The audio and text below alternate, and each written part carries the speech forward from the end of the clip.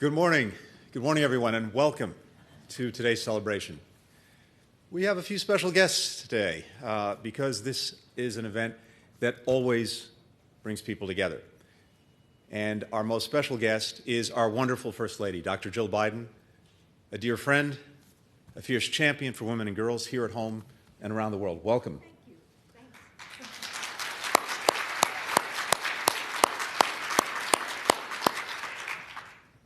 I'm also particularly pleased to welcome our new ambassador to the United Nations, Linda Thomas-Greenfield, who is already doing an outstanding job representing America's interests and values to the world.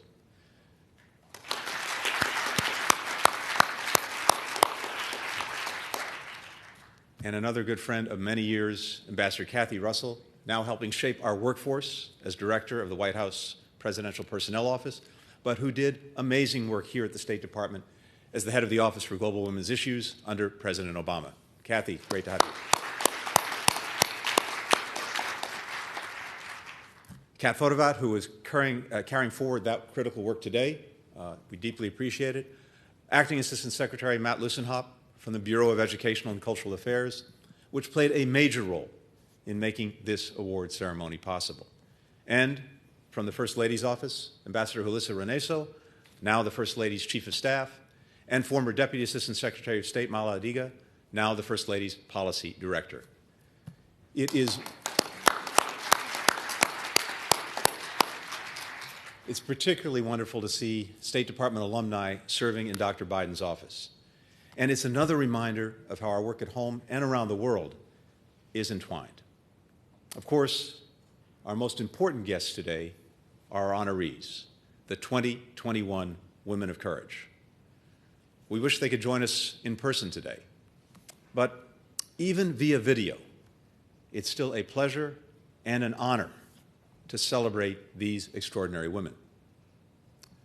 For 15 years, the State Department has given the International Women of Courage Award to women around the world who have shown exceptional strength and leadership in advocating for peace, justice, human rights, and gender equality, often at great risk to themselves. The women we honor today have endured violence, death threats, imprisonment, and police harassment because of their work. Some have fled their homes. Some have fled their countries. They deserve our support and recognition. And they remind us of something we must never forget, that it is often women who lead the charge for human rights, democracy, and justice, including in places where women hold much less than half of the political, economic, and social power. And it's often women and girls who are the most vulnerable to human rights abuses. That's why the equal rights and dignity of women and girls is a foreign policy priority for the United States. When we design our foreign policy with the rights and needs of women and girls in mind, our policy is more effective, more humane, and more likely to make a lasting difference in people's lives. And when we support women, we can help foster change on a much broader scale, because it's often women doing the hard work to make that change happen.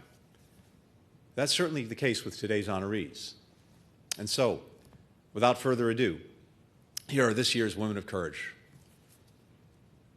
First, Maria Kalnesnikava is a democracy activist in Belarus. Ahead of last year's presidential election, she mobilized women across the country to protest the rule of Alexander Lukashenko, Europe's last dictator.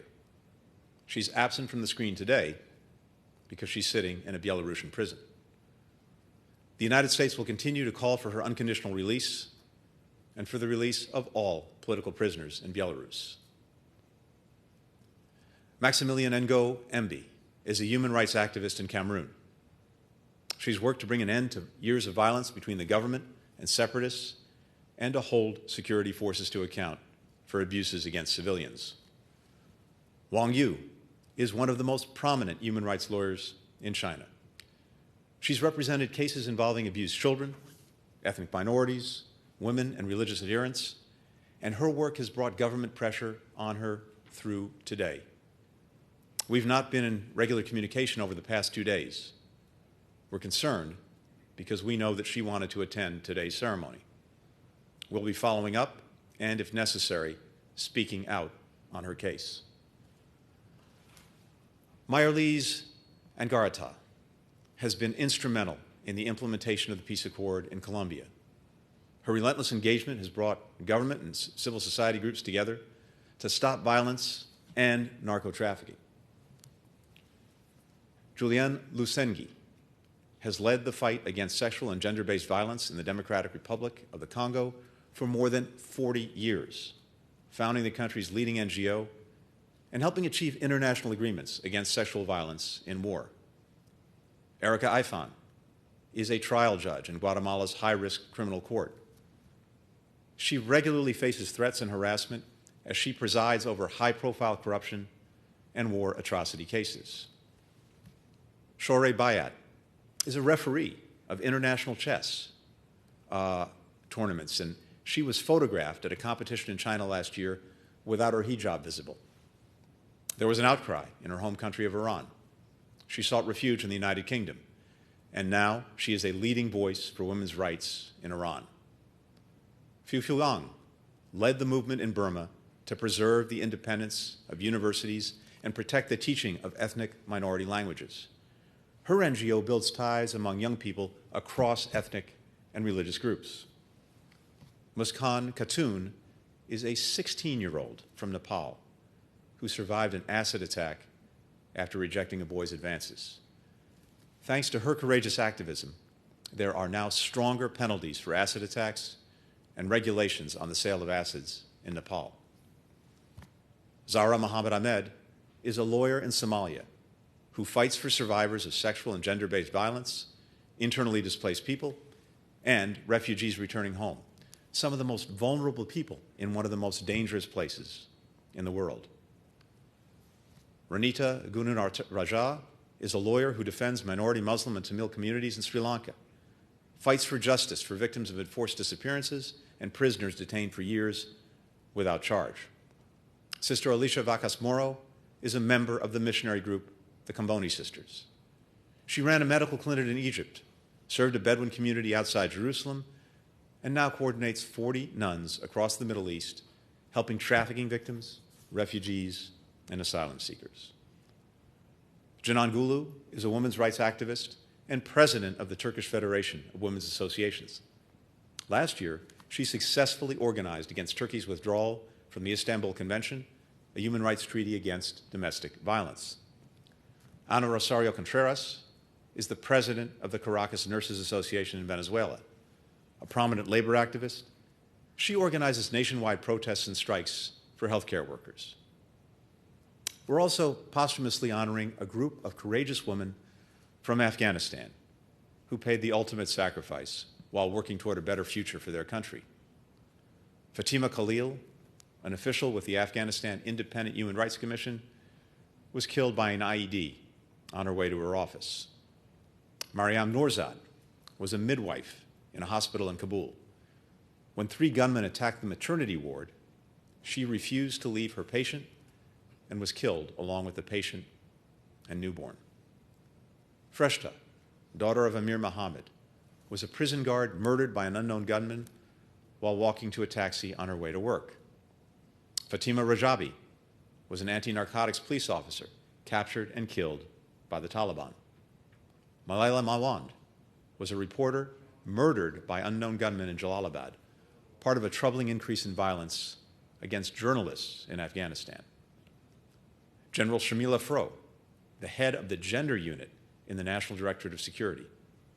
She was assassinated in an IED explosion targeting her vehicle. And Freshta Kohistani was a popular blogger and women's rights and democracy activist killed by unknown gunmen near her home in Kapisa province. They represent women and girls across Afghanistan who continue to press on in defense of their hard-won gains and in the face of high rates of violence against Afghan women. Finally, I want to mention a woman we honored in 2012, Samar Badawi of Saudi Arabia, who fought a long battle for legal freedom from her father and became a prominent advocate for women's voting rights. She's been in prison since 2018, along with other women's rights activists, and we join other nations in calling for their release. My deepest thanks to all of this year's International Women of Courage. You're making our world more just, stable, peaceful, and free. The United States is proud to be in your corner. There's no better way to mark International Women's Day than by celebrating you. And now, it is my pleasure to introduce our First Lady, Dr. Jill Biden.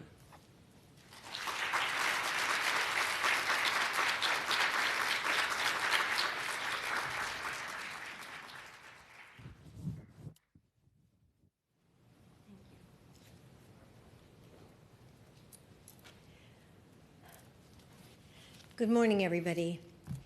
And thank you, Secretary Blinken, Tony, Ambassador Russell, Ambassador Thomas Greenfield. Joe and I have so much respect and admiration for each of you. And to the men and women of this department, we are so grateful for your work. In the past few years, our Foreign Service officers have seen how fragile and critical diplomacy can be. But the challenges our nation faced only inspired you to fight harder for democracy, universal rights, and the rule of law in all the places you serve. The President and Secretary Blinken are going to make sure that your faith is rewarded. And America will lead because you are forging the way.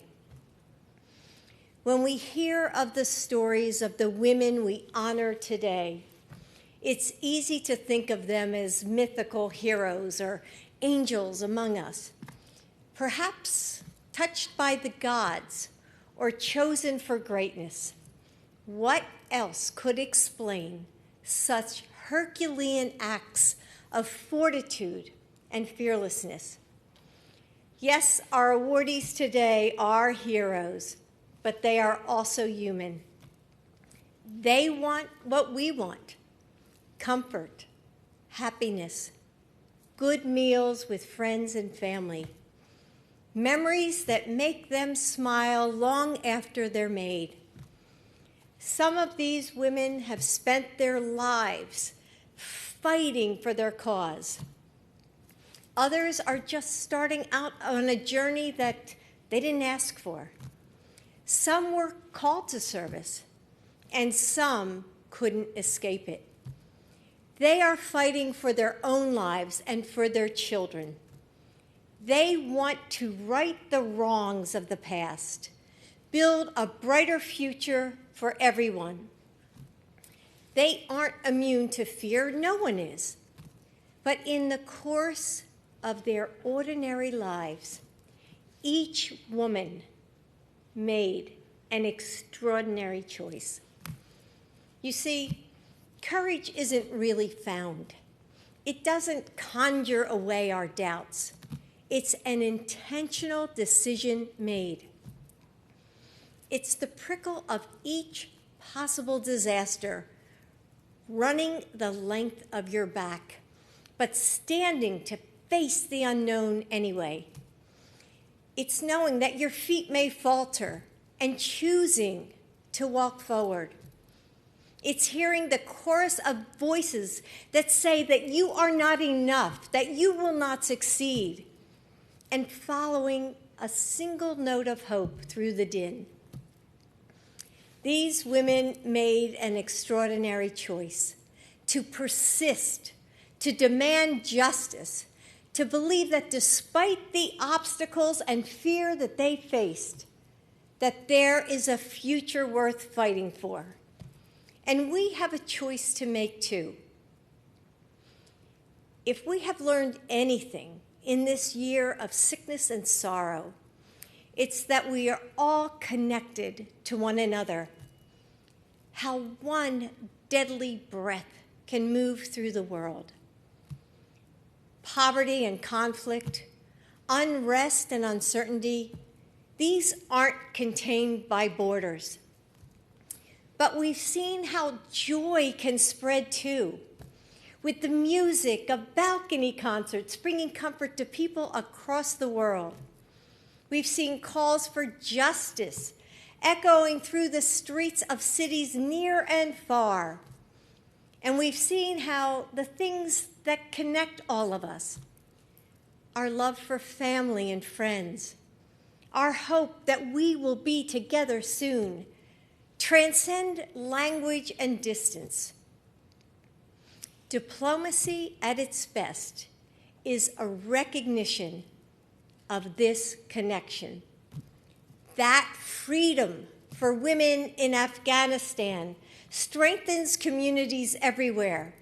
That education in Burma creates opportunity far away.